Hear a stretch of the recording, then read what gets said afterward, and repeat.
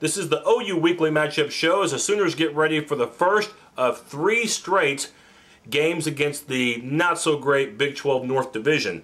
The Sooners take on the Kansas Jayhawks this Saturday, and no, we're not talking basketball. We're talking the gridiron, of course. It's the Sooners and the Hawks from Lawrence, Kansas, Saturday afternoon at 2:30, and the game can be seen regionally on ABC. The Sooners will enter this matchup as a 7-point favorite. Now, this is the first time, if you can believe it, that the two teams will play each other in Lawrence. They didn't play each other there 4 years ago because Kansas and OU agreed to play the game at Arrowhead Stadium in Kansas City. This was back in 2005, and I remember the game like it just happened a few weeks ago because the game was dreadful. Both offenses that day couldn't muster anything, but Oklahoma, with a defensive touchdown and then a late touchdown pass by Rhett Bomar, was able to get by the Jayhawks 19-3, and again, it was an ugly ball game. Again, we mentioned that the last time that the two teams played in Lawrence, it was 8 years ago in 2001. Entering that game, Oklahoma was the defending national champions. They had an 18-game winning streak. They had such players as a freshman defensive tackle by the name of Tommy Harris. They also had a terrific defensive back by the name of Roy Williams. Jason White got his first career start as quarterback for the Sooners. The running back was Quentin Griffin. Bob Stoops was in his 3rd year as head coach. And the offensive coordinator that day for Oklahoma, Mark Mangino. Man, have times changed. Of course, we all know that Mangino now is at Kansas as the head coach. In fact, this is his 8th year as head coach. And spectacular, I don't even think is the adjective you can use to describe the job he's done in Jayhawk land. I would say very spectacular. Got to remember, Kansas before Mangino got there was an afterthought when it came to football, both around the Big 12 and around Kansas for itself. But one thing Mangino has done, he's made fans in Lawrence not just think about basketball when it comes to Jayhawk athletics. They've had a good football team. 2 years ago, they had a darn good football team, going 12-1 and winning a BCS game, the Orange Bowl, in the form of Virginia Tech. Of course, that year, granted, it helped that they didn't play Oklahoma, Texas, or Texas Tech. Those 3 teams were off the schedule, and all 3 teams would have beaten Kansas that year if they had played them. Of course, last year, Kansas played all 3 of those teams and gave up a lot of points against all 3 and lost all 3 games. But still, that can't take away from the job that Mangino has done, because offensively, Kansas is so much better now than before he got there. And he's done a marvelous job in recruiting. Mark Mangino has saved Kansas football, and I think he's there to stay for a while, and Kansas should continue to be an 8-9 win type program, and that right there shows you what a difference coaching can make sometimes. Mangino has done marvelous. Now, when you talk about Kansas, you have to talk about offense. Todd Reesing, this is his 3rd year as starter for the Jayhawks, threw for over 3,600 yards in 2008 and threw for 30 touchdowns. As good as he was last year, could be even better this year, and he has a pretty good chance to be all Big 12 first team. It's either going to be him, Zach Robinson at Oklahoma State, or Colt McCoy, just because of his name. McCoy, the Heisman runner-up from last year, not having good stats this year, but again, his name will still keep him in the running. Right now, I think Todd Reesing is the best quarterback in the Big 12, and Oklahoma will definitely have to pressure him in order for the Jayhawks to not win the game. Now, who will Reesing throw to? Well, he can throw to the best receiving duo threat in the Big 12. We're talking about Des Briscoe.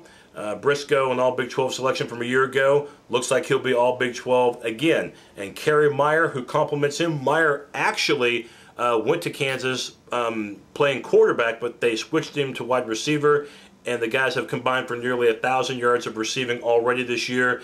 And Kansas, they're a pretty fun offense to watch. Of course, it won't be that fun watching them this week because they're the enemy. And in the backfield, Kansas, they don't have a slouch running back there. They have a true freshman, by the way, in the form of Tobin Operum, and Operum can play. He's already gained over 450 yards this season. He also has a total on the ground of 8 touchdowns. Operum is a threat both running the ball and receiving, and he definitely gives Kansas that added threat in the backfield. And so Oklahoma, their defense is going to have their work cut out for them against the Jayhawks. But while Kansas scores a lot of points, so do their opponents. Kansas's front 7 is one of the worst in the Big 12. Their defensive line does not get to the quarterback. They're a team that you can run on, which is a good sign for Oklahoma, considering that they couldn't run last week against Texas. Kansas does have one standout on defense, and that is their cornerback, Darryl Stuckey, a all Big 12 selection.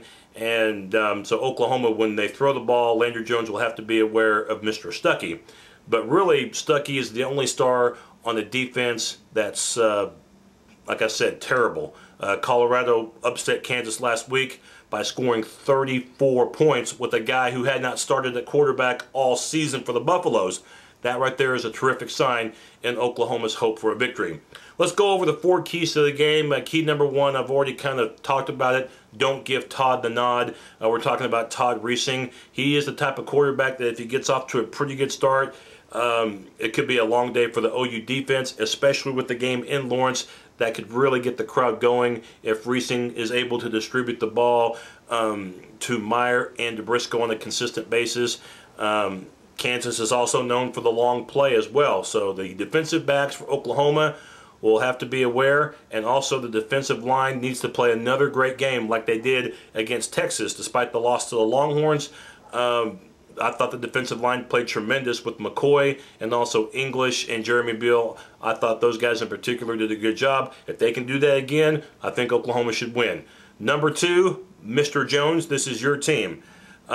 It's looking more and more likely. I know Bradford's been ruled out for the game Saturday, but it's looking more and more likely like you're not going to see Bradford play college football anymore.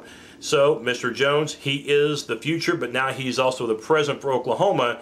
Mr. Jones needs to make good decisions. If receivers are double covered, always better to throw the ball out of bounds or just, you know, if you have to, take the sack. But turnovers are one good way for Oklahoma to get beaten this game. So decision making, very important for Landry Jones. Number 3, time after time. We're talking about time of possession in this game. The Sooners had the ball 10 fewer minutes than Texas the week before, and that probably really showed in the second half when it seemed like the OU defense could not get off the field. That was another reason why Oklahoma lost to BYU early in the season, because they had the ball 14 fewer minutes than the Cougars in that game. So time of possession, a key element for Oklahoma. That means being able to pass the ball well and also run the ball well, and you're going to go against a Kansas defense that I believe you can do those things against. So just don't hurt yourself. And then number 4, forget about the first, remember the second. We're talking about remember the second half of the season if you're Oklahoma. Look, you can't do anything about Miami, BYU, and Texas. All tough losses against ranked teams, but it's water under the bridge. You can't do anything about it. You still have a chance at a pretty good season for Oklahoma. Will they tank it in and say, heck, we didn't win the Big 12, the heck with this, we'll just do it all over again next season? If that's the case, Oklahoma's going to lose 2, possibly 3 more games. Or will Oklahoma have the mentality of, we still have a lot to play for, still have a shot at an 8-9 win season with the bowl game, maybe a 10-3 season is not out of the realm of possibility. Again, make Oklahoma still be a threat for the upcoming season, and you can do that by playing much better ball this half of the season and trying to put what happened in the first half under the rug. We'll see if Oklahoma can do that. I like the Sooners in this ball game. I'm going with the final score of 28-21. I think the point spread at 7 is just about right in this game. I think Todd Reesing is going to have some success throwing the football, but I don't anticipate Kansas having a typical offensive game, which for them would probably be in the 35 to 42 point range. I think Oklahoma's defense will bend a little bit, but won't break in this game. Oklahoma, I look for them to win to get back on the winning track. Remember, they haven't lost back-to-back regular season games since Bob Stoops' first season, and it's not going to happen now either. Again, OU, I like them to win by that 7-point spread. We'll catch you for the post game, everybody.